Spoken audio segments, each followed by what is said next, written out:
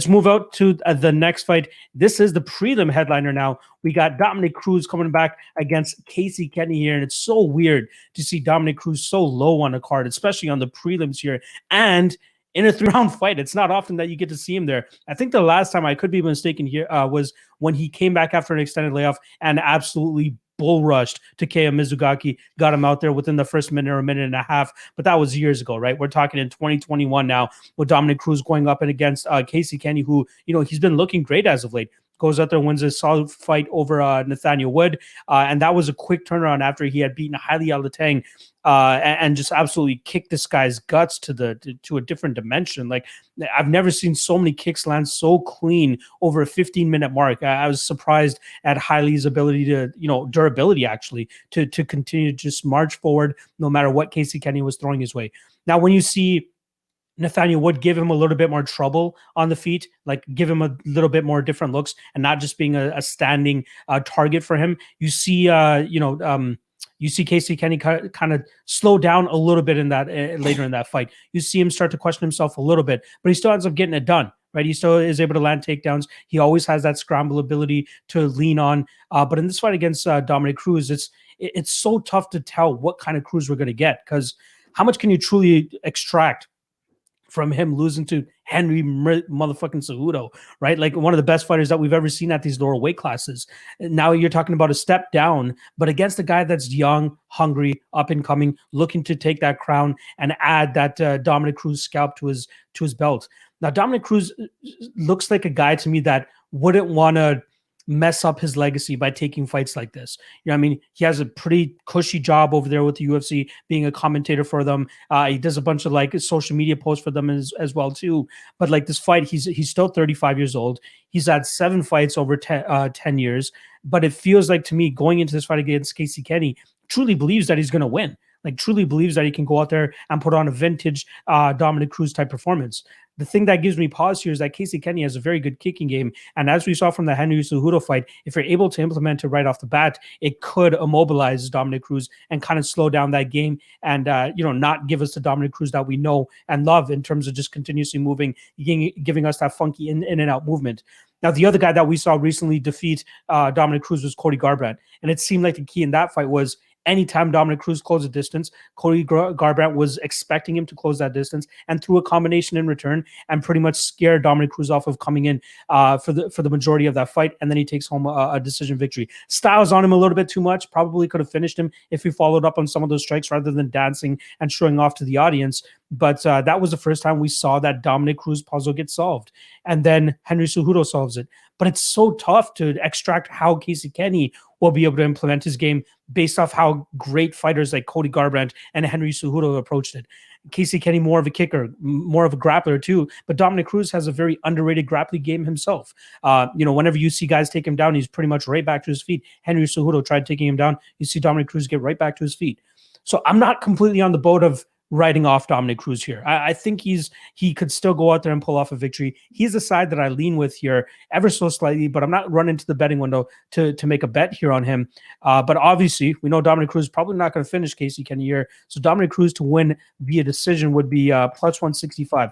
Not too bad of a mark. You are getting plus 110 on him straight, and it's so weird seeing a plus number beside Dominick Cruz's name. But I think we could still see a performance from him here where he goes out there, styles on Kenney a little bit, does the vintage Dominick Cruz thing, and pulls away with the decision. Am I crazy? How are you seeing this one? No, I actually went Dominick Cruz as well. I mean, he's 35 years old, and he's fought twice in the last 8 years, and the knees are just shot to bit. You see he's just all taped up, and he's clearly compromised, but he is Dominick Cruz. He's got the back class. He's fought the best guys in the world, and he is innovative. He's got high ring IQ.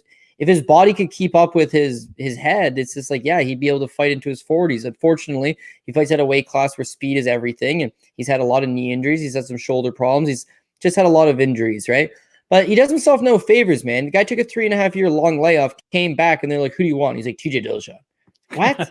and he gets the fight, and he wins. And it was a really good fight. I didn't think he won, but it was a really close fight, and he got the victory. It's crazy. So now this time he's coming off a near 4-year-long layoff. It's like, I want to fight again. It's like, all right, well, who do you want? Henry Cejudo. It's like, oh, and they give it to him, right? Dominick Cruz gets what he wants. He wants those big spots. He gets those big spots. Now, you mentioned earlier, You know, they give these guys choice of opponents. Well, who do you want to fight? Well, Dominick Cruz is a beloved broadcaster. He's friends with all these guys on the team. He's fought for them. He's been their champion.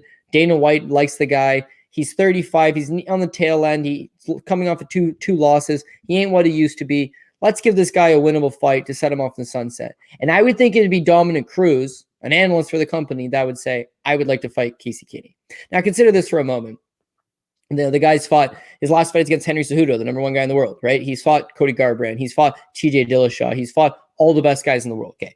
Consider this. He's asked for the best guys in the world. They've given him the best guys in the world. The #1 in the guy in the world is Peter Yan. You don't got to worry about him.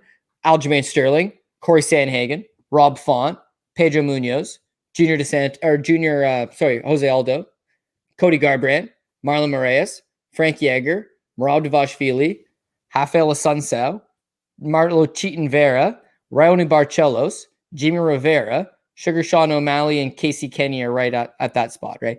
He's fucking taking on like the 16th or 17th best bantamweight in the world, right? So they're giving you plus money, and he's taking on a guy that I like Casey Kenney. I think he's headed in that direction. I think he's going in that direction.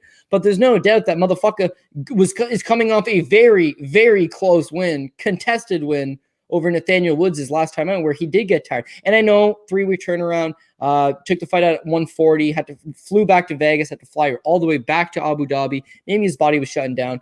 But again, that was the first time that they gave him a legitimate fight. You know, his other fights against Merab Dvalishvili, he just got out wrestled. He's had favorable matchups in spots, right? So in this fight, it's like, hey, how does he do his best work? Well, he loves the kicks, right? And Casey Kenney loves to mix in the takedowns. He's not taking down Dominick Cruz. And if he was to take him down, he's not holding him down. That's what saved him against Nathaniel Wood. Mix up the takedown. The first round against Wood, he looks great. The kicks are on point. But the more pace is being set, the more the guy starts to get tired a little bit. And with Dominick Cruz, I mean, cardio's never been a problem for him. And he's a guy that fights at a good pace. I'm worried about the leg kicks to his knees because he's got no fucking knees. None. But now there's Thiago Santos, and it doesn't take away from the fact that it's like these guys can still be dangerous. They have fought at a very high level.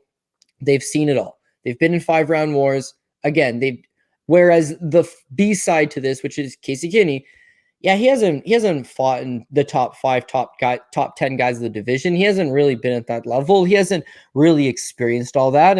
And I just think it might be a little bit of too much too soon. Whereas with Cruz, ain't the guy he used to be, but at least they're not matching him up with the #1 guy in the world. So all I'm saying is that it is finally a winnable fight for Dominick Cruz. He's got the kind of style that he can keep this fight standing. He could go out there and outland the better strikes. I know some people don't believe in favoritism, but if it is a close fight and it goes to the scorecards, maybe he gets that rub. But beyond all that is that Casey Kenney this is low key what people aren't really talking about. Casey Kenney gave up 12 takedowns to Merab Dvalishvili, 3 takedowns to Manny Bermudez, and 7 takedowns to Ray Borg, right? Dominick Cruz is a very good wrestler. It's that when you're fighting Henry Cejudo, you're not taking him down. When you're fighting Cody Garbrandt, you're not taking him down. When you're taking down Uriah Faber, oh, wait, he took down Faber 3 times. He took down TJ Dillashaw 4 times. He took down Demetrius Johnson 10 fucking times. Dominick Cruz is a great wrestler. The thing is that you know him for peacocking. You know him for swinging barn hooks, you like him for that check stuff. You like the head movement, but it's like, dude's is sneaky. His timing on his shots is phenomenal. And that's the way to beat Casey Kenney. Strike with him for a little bit, keep it competitive standing for a little bit, time that takedown, take this motherfucker down. So, I agree. Listen, you got Cruz by decision is a big plus money table, plus 165. It's a nice looking tag. I had this as a dog or pass. Cruz is the dog. Give me the dog. Plus 100 doesn't really scream dog. Cruz by decision. Does he knock out Casey Kenney? No, Cruz don't knock out anybody. Does he submit Casey Kenney? No, he's not submitting anybody. If he's going to win this fight, he's winning it by decision. I think the fight goes to decision, regardless if Casey Kenney wins or not. This fight's going to decision. But if you want to chase a better price tag, then trust me, this fight going the distance. Like most people are on the same side here, right? You would juice it by going Cruz by decision plus 165. So I agree. It seems like we're on the same underdogs in this card. I know. I'm not liking that. Neither am I. Maybe some bad juju, but I just hope we're on the same page. We both saw the same thing, and the MMA gods are kind to us. But I'm going to agree again here. Look at us picking Joseph Benavidez and Dominick Cruz in 2021 against up-and-coming prospects. But it's all about styles in this game, and I feel like both these guys match up pretty well against their opponents. All right.